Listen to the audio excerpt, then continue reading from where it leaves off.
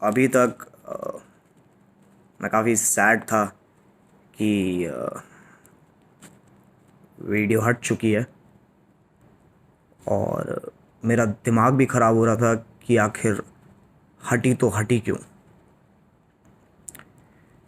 हालांकि मुझे अभी तक पता नहीं चला है कि क्या रीज़न या किस डायलॉग या एग्जैक्ट किस डायलॉग की वजह से ये वीडियो टेक डाउन हुई है।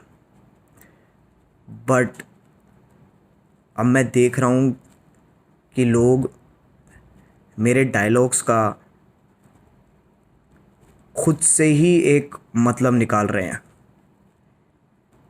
मैंने आर्टिकल्स भी देखे हैं, वीडियोस भी देखी हैं, जहाँ पे मेरे एक एक वर्ड को आउट ऑफ कॉन्टेक्स्ट शो करके गलत रिप्रेजेंट किया जा रहा है।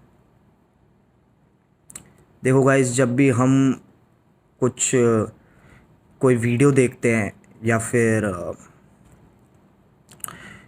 कुछ सुनते हैं, तो उसे हमें पूरे कॉन्टेक्स्ट के साथ समझना चाहिए। देखो, ये तो एक फैक्ट है कि अगर तुम कोई सेंटेंस, स्टेटमेंट या डायलॉग को आधा पढ़ोगे या फिर उसका सिर्फ एक सिंगल वर्ड पढ़ोगे, तो उसके तो 100 मतलब निकल सकते हैं। मेरे बहुत सारे स्लैंग्स को आउट ऑफ कॉन्टेक्स्ट ले जाया गया है। मैं उनमें से तुम्हें एक एग्ज़ाम्पल देता हूँ कि जब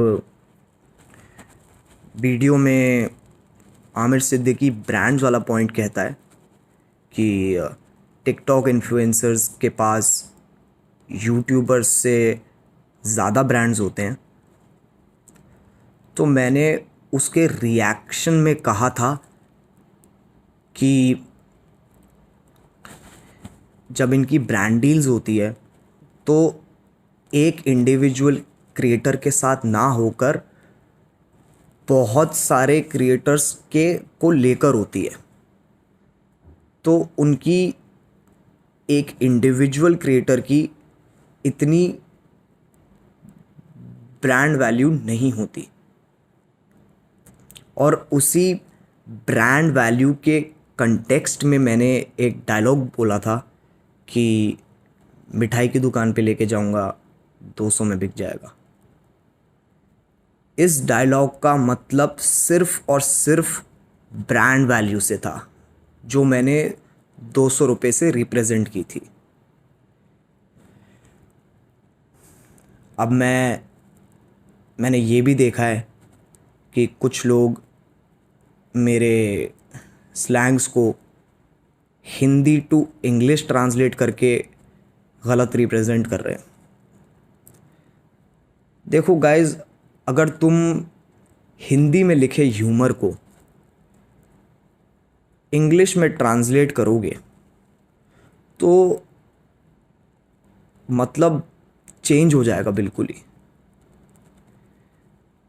अगर मैं हिंदी टू इंग्लिश करता हूँ स्लैंग्स को, तो उसका एक अलग ही मतलब है, और वो उस केस में भी है जब तुम इंग्लिश टू हिंदी कर रहे हो, वो दोनों केसेस में है। तो गाइज, प्लीज़ प्लीज़ अपनी अजम्पशंस को फैक्ट्स की तरह रिप्रेजेंट मत करो।